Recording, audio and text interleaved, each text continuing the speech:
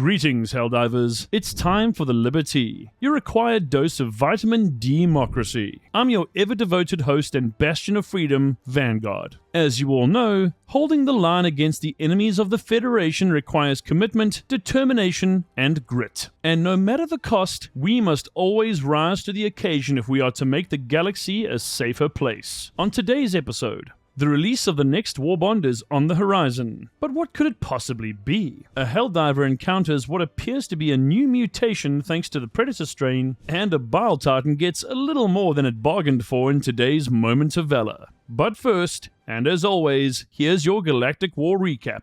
It's day 452 of the Galactic War, and at present, 20,763 Helldivers are deployed in the field. 633 troops, just 3.05% of our forces, are on the Super Earth front. 8,180 Helldivers, 39.38% of our forces, are on the Bug front, and 11,954 soldiers, 57.57% of our forces, are on the Bot front. And by the time this broadcast airs, the major order will almost certainly be over. Troops, remember that democracy is not about preferences. Sometimes we must dive in places and against foes we do not want to face. If we are to succeed in our endeavors, we must work as a united force. That said, the value of the contributions of each and every Helldiver cannot be understated. We hope for good news within the next few hours and hope that the next major order will result in success. May the flames of freedom continue to burn brightly in your liberated hearts.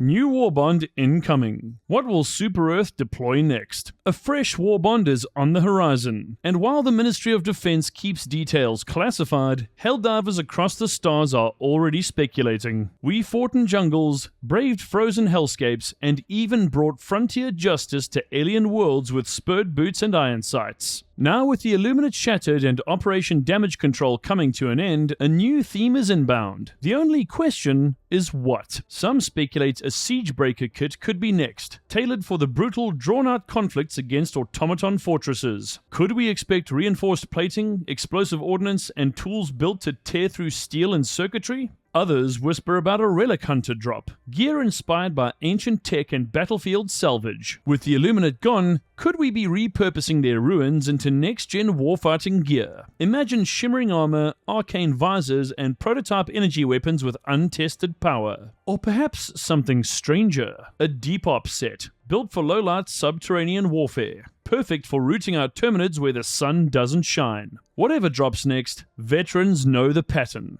New threat, new tactics, and new threads. Victory is never given, but it sure as hell looks good when deployed. We here at the SCS will continue to monitor the situation and share information with you as soon as it becomes available.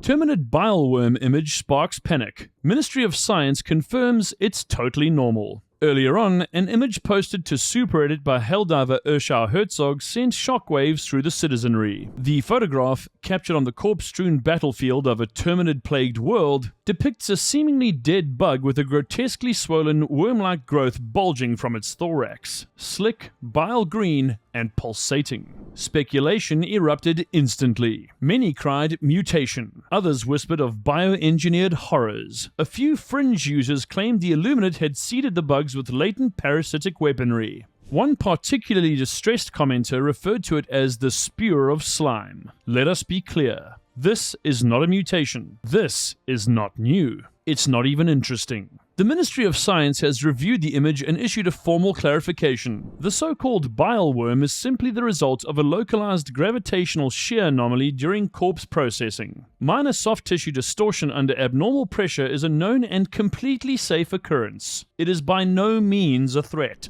Any attempt to spread misinformation suggesting otherwise constitutes induced hysteria, a level 4 civic disruption offense. Offenders will be gently corrected by a democracy officer. To Helldiver Urshar Herzog, thank you for your vigilance. Your post will be archived in the Ministry's unsettling but ultimately harmless visual catalog. You are free to continue posting, provided your future uploads do not accidentally destabilize morale. Remember, citizens, fear is the fertilizer of fascism. Trust in Super Earth. Dissent is digested.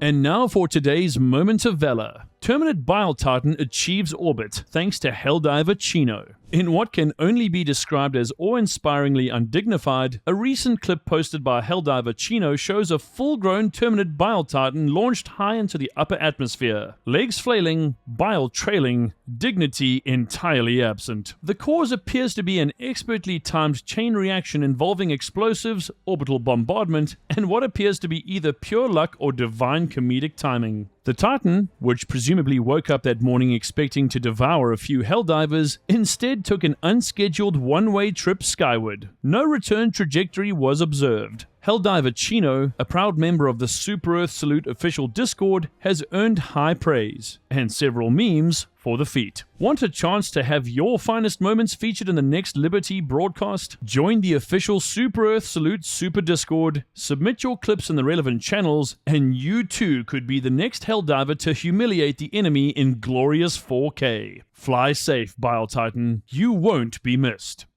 And now for today's Super Earth Art of War, the Battle Within. Not all battles are fought with rifles and stratagems. Some are fought in silence, between missions, behind helmets, and deep within the minds of our Helldivers. Every deployment leaves a mark. The screaming of a bug breach, the echo of an automaton's heavy steps, the momentary doubt before a recoilless blast. These are scars no amount of stims can heal. This is the unseen war, the battle within. Trauma, if left unchecked, corrodes from the inside. It slows reaction time. It saps focus. Worst of all, it cracks morale. And a Helldiver with cracked morale is as dangerous to their squad as an active minefield. But this enemy can be defeated. Here are some Ministry of Science approved remedies for the mind. Routine debriefing. Speak with your squad. Share what you've seen. Bottled fear ferments into failure. Neural conditioning drills. Available at all Super Earth barracks. Short, targeted sessions can restore cognitive focus and purge disruptive thought patterns. Mandatory Liberty breaks, TM. Nothing calms the mind like a warm cup of Super Earth approved refreshment and a good propaganda reel. And of course, humor. Laughter is not treason. A well-timed joke during a firestorm may save more than just lives. It can save spirits. Remember, Super Earth doesn't just want you to fight. It wants you to endure.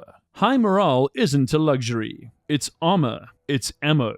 It wins wars. So keep your chin up, your visor clean, and your heart steady. The mind is a battlefield, and you were born to conquer. For Super Earth and democracy.